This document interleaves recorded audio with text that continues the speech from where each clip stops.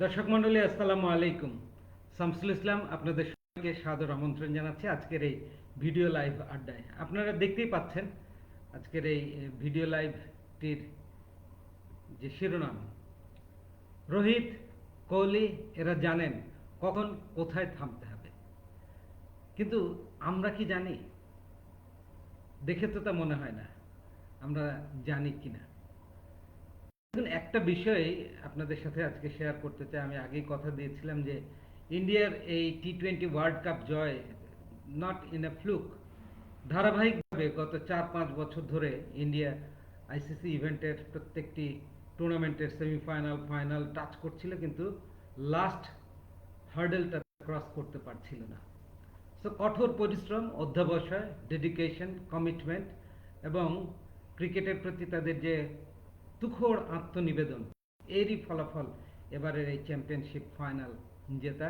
দক্ষিণ আফ্রিকার মতো ডাকসাইটে দল, ইনফর্ম দল, তারা ফাইনালে জেতা ম্যাচটা যেন হেরে গেল। 30 বলে 30 রানের সমীকরণ মেলাতে পারল না। নার্ভের খেলায় রোহিত কোহলি এরা ভারতীয় দলকে শিরোপা এনে দিলেন।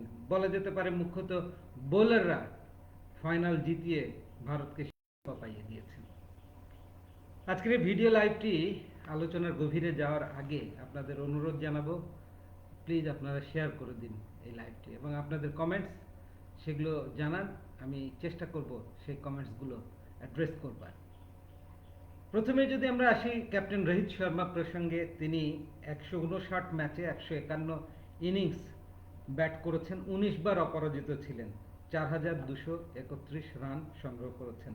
তার বেস্ট 121 অপরাজিত, অ্যাভারেজ 32.05, অ্যাভারেজ 32.05 তো বললাম, স্ট্রাইক রেট 140.89, প্রায় 141, শতক রয়েছে 5টি টি-20 ফরম্যাট এবং অর্ধশতক 32টা, চার মেরেছেন 383টা, 205টি ছক্কা হাঁকিয়েছেন, 65টা ক্যাচ ধরেছেন রোহিত শর্মা।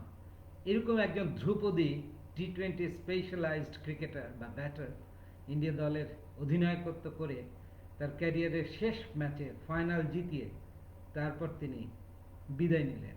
কি দারুণ না ব্যাপারটা! Excellent, hats off to Rohit Sharma. আমরা কোহলির পরিসংখ্যানটা যদি একটু জানবার চেষ্টা করি, 125 ম্যাচ, 117টা ইনিংস, 31 বার তিনি অপরাজিত ছিলেন। Such a true talented batter. টি-20 ক্রিকেটে টপ অর্ডারে ব্যাট করে, নাম্বার 3-4 পজিশনে নিয়মিত ব্যাট করে 31 বার অপরাজিত থাকা নিঃসন্দেহে একজন ধ্রুপদী ব্যাটারের নমুনা। 4188 রান করেছেন টি-20 ক্যারিয়ারে, 122 অপরাজিত তার বেস্ট, 48.69 গড়ে টি-20 ক্রিকেটে উনি রান করেছেন, স্ট্রাইক রেট 137, একটা মাত্র সেঞ্চুরি, সেটাই তার ক্যারিয়ার বেস্ট, 122 আনবিটেন, 38টা হাফ সেঞ্চুরি। লাস্ট ম্যাচেও 76 রান করলেন 59 বল থেকে 128 স্ট্রাইক রেটে। এবং প্রয়োজনীয় মুহূর্তে এই টুর্নামেন্টে তিনি রানই পাচ্ছিলেন না ফাইনালের আগ পর্যন্ত, কিন্তু ফাইনালে যখন অন্যান্য ব্যাটাররা, বিশেষ করে ঋষভ পান্ট, রোহিত, সূর্যকুমার যাদব ফেল করলেন, তখন নতুন 3জন পারফর্মার এই গুরুত্বপূর্ণ ফাইনালে পারফর্ম করলো ইন্ডিয়া দলের জন্য। এবং তারা কারা? কোহলি সামনে থেকে নেতৃত্ব দিয়ে টিল দ্য এন্ড ইনিংসটাকে ক্যারি করে নিয়ে গেলেন এবং তাকে যোগ্য সহায়তা দিলেন ব্যাটিং অর্ডারে প্রমোশন পাওয়া অক্ষর প্যাটেল, এবং পরবর্তীতে শিবম দুবের 16 বলে 27 রানের ওই কার্যকর ক্যামিও ইনিংসটা যথেষ্ট হেল্প করেছে ইন্ডিয়াকে একটা মজবুত টোটাল পেয়ে ডিফেন্ড করে 7 রানে ফাইনাল জিতে ট্রফি জেতার জন্য। সো আমরা দেখলাম যে প্রেস মিটে রোহিত শর্মা যখন কথা বলতে আসেন, হঠাৎই তিনি তার রিটায়ারমেন্ট অ্যানাউন্স করেন, অর্থাৎ কোনো পূর্ব পরিকল্পনা ছাড়াই পরিস্থিতির দাবি মিটিয়ে ফিল করলেন তাৎক্ষণিকভাবে যে yes, this is the high time for retirement from international টি-20 ক্রিকেট। সিন্স বিশ্বকাপ জেতার পর তো আর আসলে চাওয়া পাওয়ার কিছু থাকে না। 37 বছর বয়স হয়ে গেছে, খুব বেশি ইন্টারন্যাশনাল ক্রিকেট তার ক্যারিয়ারে নেই, সেটা তিনি বুঝেছেন এবং ইমিডিয়েটলি থেমে গেলেন, স্টপ করলেন টি-20 ইন্টারন্যাশনাল ক্রিকেটকে, গুড বাই জানালেন। এবং একই সাথে তাদের দেখানো পথে রবীন্দ্র জাদেজাও ইন্টারন্যাশনাল টি-20 ক্রিকেট থেকে রিটায়ার করলেন। তবে এই তিনজনই, বিশেষ করে কোহলি, রোহিত এবং একই সাথে রবীন্দ্র জাদেজা, তারাও কিন্তু ইন্টারন্যাশনাল ক্রিকেটটা বিশেষ করে টি-20 ফরম্যাট থেকে রিটায়ার করলেও টেস্ট ওয়ানডে ক্যারি করে যাবেন। আগামী বছর আইসিসি মেন্স চ্যাম্পিয়ন্স ট্রফি রয়েছে, সেটা তারা খেলবেন ডেফিনেটলি এবং শিরোপা জিততে চাইবেন। রেড বলে শ্রেষ্ঠত্ব অর্জন এখনো বাকি এই সমস্ত গ্রেট ক্রিকেটারদের, অর্থাৎ আইসিসি ওয়ার্ল্ড টেস্ট চ্যাম্পিয়নশিপের দুবার তারা ফাইনাল খেলেছে ইন্ডিয়া, কিন্তু একবারও শিরোপা ছুঁয়ে দেখা হয়নি কোহলি, রোহিত, জাদেজাদের। তো সেই সুযোগটা তারা আপকামিং যে 23-25 সার্কেলের টেস্ট চ্যাম্পিয়নশিপ আছে সেইখানে সুযোগটা গ্রহণ করতে চাইবে। অত্যন্ত ধারাবাহিক এই দলটা। মাঠের খেলোয়াড় রোহিত, কোহলি, জাদেজা তারা সময় বুঝে উপযুক্ত সময়ে যখন রিটায়ারমেন্টে গেলেন, ঠিক অন্য প্রান্তে দেখেন মেন্টর রাহুল দ্রাবিড়, দ্য ওয়াল, যিনি তার ক্যারিয়ারে কোনো গ্লোবাল আইসিসি ট্রফি জেতার সুখস্মৃতি নাই, অথচ কোচ হিসেবে কি তার দারুণ সাফল্য। আন্ডার-19 ওয়ার্ল্ড কাপ টিমের হয়ে তিনি কোচ হিসেবে ট্রফি জিতেছেন। এরপরে ন্যাশনাল ক্রিকেট একাডেমিতে প্রায় 3 বছরের অধিককাল সময় ডিরেক্টর হিসেবে কাজ করেছেন, পাইপলাইন স্ট্রং করেছেন, ভবিষ্যৎ প্রজন্মের তারকা, কুশলী, কেপেবল ক্রিকেটারদের এক ঝাঁক সমাবেশ ঘটিয়েছেন এবং পরবর্তীতে তারা আস্তে আস্তে করে জাতীয় দলে সার্ভিস দিয়ে চলেছে। এবং সেই রাহুল দ্রাবিড় আগেই জানিয়ে দিয়েছিলেন যে এটাই আমার লাস্ট অ্যাসাইনমেন্ট, এবং ছেলেরা তাকে ওয়ার্ল্ড কাপ শিরোপা দিয়ে ফেয়ারওয়েল জানালো। কি চমৎকার একটা সুখস্মৃতি নিয়ে রাহুল দ্রাবিড় মেন্টর হিসেবে তিনিও বিদায় নিলেন। বিশ্ব ক্রিকেটে এই ওয়ার্ল্ড কাপে আরও কয়েকজন খেলোয়াড় তারা তাদের রিটায়ারমেন্ট অ্যানাউন্স করেছে। অস্ট্রেলিয়ার ডেভিড ওয়ার্নারের কথা আমরা জানি, আমরা ডেভিড উইজার কথা জানি, নামিবিয়ার ক্রিকেটার, একই সাথে ট্রেন্ট বোল্ট, নিউজিল্যান্ডের এই বাঁহাতি পেসার, তিনিও কি ছন্দে ছিলেন এবারের ওয়ার্ল্ড কাপে। দেখেন, যদিও গ্রুপ স্টেজ থেকে বিদায় নিয়েছে New Zealand, but he was very much on form. সে অবস্থায় তিনি বিদায় নিয়ে নিলেন। So these world superstars in the cricketing arena, they know when and where we have to stop. আমাদের মাশরাফি বিন মর্তুজা, তামিম ইকবাল খান, সাকিব, মাহমুদুল্লাহ, মুশফিক, তারা কিন্তু এই বিষয়টি সঠিকভাবে জানেন না দেখেই কোথায় থামতে হয় বুঝতে পারেন না। আমাদের দেশে ওই কালচারটাই এখনো ঠিক গড়ে ওঠেনি। কিন্তু আন্তর্জাতিক ক্রিকেটিং বিশ্বে কিংবা স্পোর্টিং ওয়ার্ল্ডে যদি আমরা দেখি যে সুন্দর সময়ে সুন্দরভাবে খুব আনুষ্ঠানিকভাবে আড়ম্বরপূর্ণ পরিবেশের মধ্য দিয়ে গুড বাই জানানো যায়, গুড বাই বলা যায়। এটা একটা lesson, when and where you have to stop. Know thyself is a good quality to go further ahead, আমরা এইভাবেও বলতে পারি। সো ওই জায়গা থেকে আমার মনে হয় যে কোহলি, রোহিত, রবীন্দ্র জাদেজারা যে এক্সাম্পলটা রাখলেন ভবিষ্যৎ প্রজন্মের সামনে, যে ক্যারিয়ারের উত্তঙ্গ ফর্মে থাকতে থাকতেই গুড বাই জানানো হচ্ছে একটি রেওয়াজ, কালচার, যাতে ভক্ত সমর্থকরা দীর্ঘদিন আপনাকে ফিল করতে পারে, মনে রাখতে পারে। আপনাদের নিশ্চয় মনে আছে ওয়ার্ল্ড কাপে কি দুর্দান্ত পারফর্ম করেছিলেন 2015 আইসিসি মেন্স ওডিআই ওয়ার্ল্ড কাপে শ্রীলঙ্কান তৎকালীন captain Kumar Sangakkara, wicket keeper, batter. আমি যদি ভুল না করি 4টা সেঞ্চুরি করেছিলেন, সর্বোচ্চ রান সংগ্রাহকদের তালিকায় শীর্ষে ছিলেন।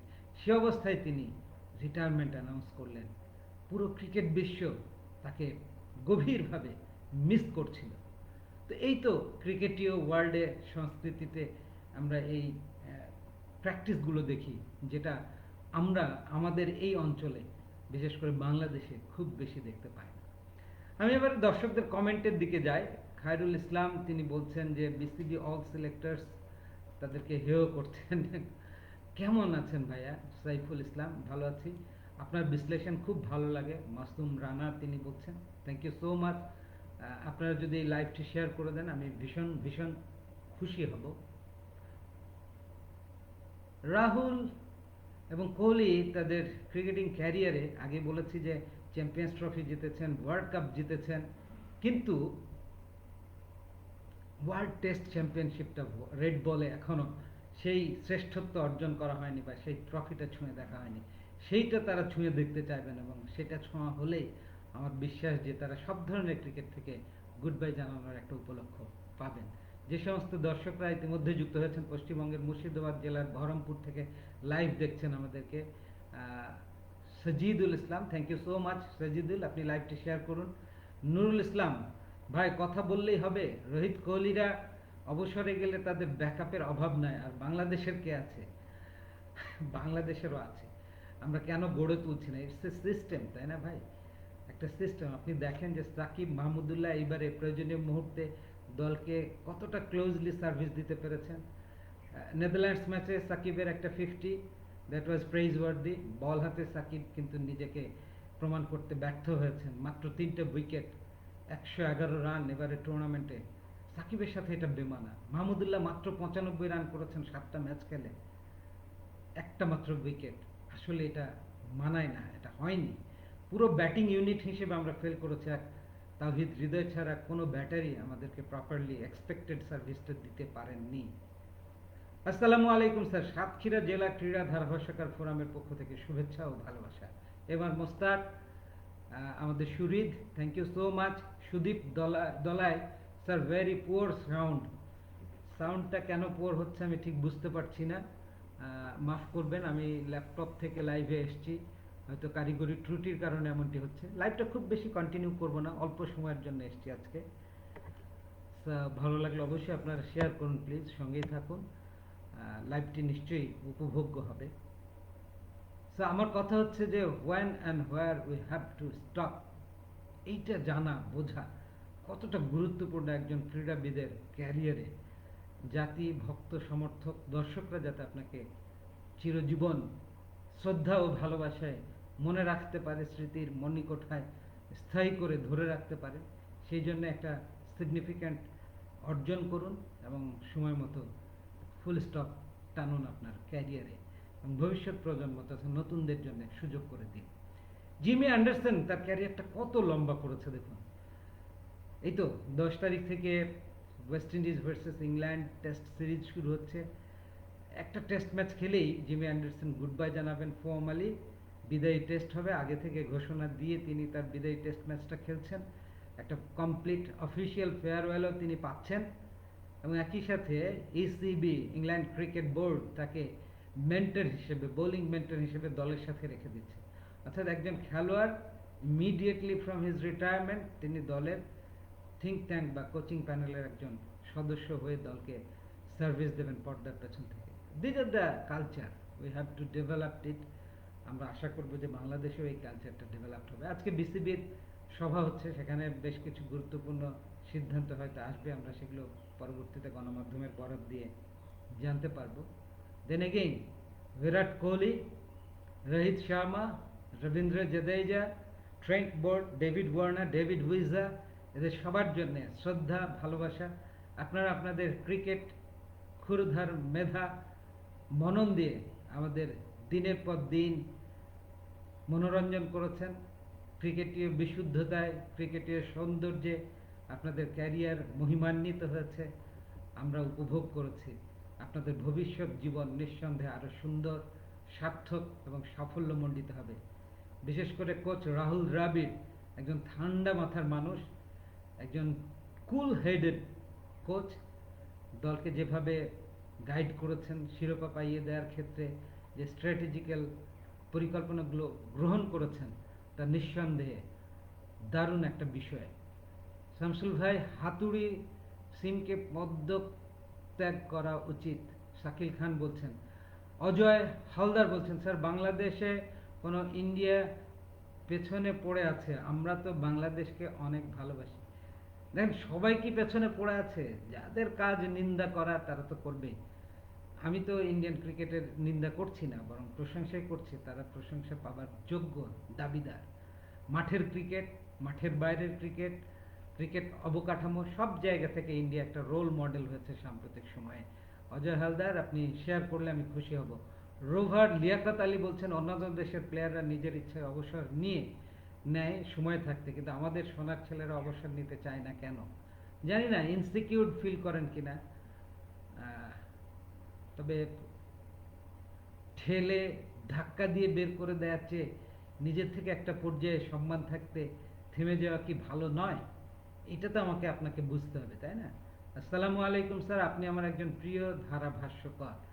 রেজাউল রাজু বলছেন, thank you so much Raju, আপনি শেয়ার করলে আমি খুশি হব। সব দর্শক মণ্ডলী, আজকের এই ভিডিও লাইভটি এখানেই শেষ করব। আবারও শ্রদ্ধা ও ভালোবাসা। দীর্ঘদিন ধরে টি-20 ইন্টারন্যাশনাল ফরম্যাটে এই সমস্ত তারকা ক্রিকেটাররা, বিশেষ করে রোহিত শর্মা, বিরাট কোহলি, তাদের ধ্রুপদী ব্যাটিংয়ে আমাদের মনোরঞ্জন করেছেন, আমরা এনজয় করেছি ভীষণ। রবীন্দ্র জাদেজা, তার ওয়ার্ল্ড রাউন্ড স্কিল আমরা দেখেছি, সাথে ওয়ার্নার, ট্রেন্ট বোল্ট এবং ডেভিড উইজের মতো খেলোয়াড়রা বিশ্ব ক্রিকেটে আলো ছড়িয়েছেন। আপনাদের ভবিষ্যৎ জীবন, ভবিষ্যৎ কর্মময় জীবন যেখানে যেভাবেই থাকুন না কেন, সর্বাঙ্গীন সুন্দর হোক, ভালো হোক, এই শুভকামনা জানিয়ে আজকের এই লাইভটি এখানে শেষ করছি। পরিশেষে আরও একবার অনুরোধ করছি যে লাইভটি আপনারা শেয়ার করে দিলে আপনাদের ফ্রেন্ডস, ফ্যামিলি এবং বন্ধুরাও একসাথে এনজয় করতে পারবে, দেখতে পারবে। Shamsul Islam sports commentator Facebook পেজটি হ্যাক হয়ে গিয়েছিল, ফিরে পেয়েছি। আপনারা নিশ্চয়ই এই পেজের সাথে ফলো করে সঙ্গে থাকবেন, ভিডিওগুলো শেয়ার করবেন। আমার আরও একটি পেজ শামসুলস অ্যানালাইসিস, সেখানেও নিয়মিত কন্টেন্ট আপ করা হচ্ছে, সেটার সাথে আপনারা ফলো করে সঙ্গে থাকুন। আর আমার ইউটিউব চ্যানেল সাবস্ক্রাইব করুন, শামসুল ইসলাম সার্চ দিলে আপনারা ইউটিউবে পাবেন, সেখানেও আমি রেগুলারলি আমার ক্রীড়া বিষয়ক আলোচনাগুলো তুলে ধরছি। Thanks for watching, stay tune with Shamsul Islam.